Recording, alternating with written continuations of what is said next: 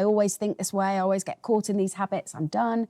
And actually, just again, we're seeing the goodness and the grace of God that knitted right into our genetics and right into our cells is the ability, as we see in Romans 12:2, to be transformed by the renewing of our mind, that we can. And so, and because science is always catching up with Scripture, we see that recently, really up until the last 60 years or so, people thought that a brain was fixed, that you couldn't be transformed necessarily, that you can't teach an old dog new tricks, you know, if you are what you are.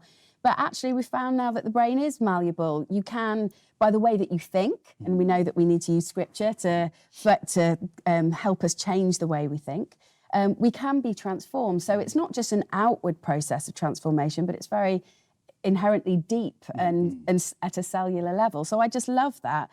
So I'm always thinking like a psychotherapist and kind of thinking about how does this manifest in our brain. But the potter and the clay, I think, yes, it's an outward thing, but also it's a very deep internal thing at a cellular level too. Grace at a cellular level, I think. Fascinating. It's wonderful. Wonderful. That's going to be such an encouragement to so many of us, I'm sure, as we share in this.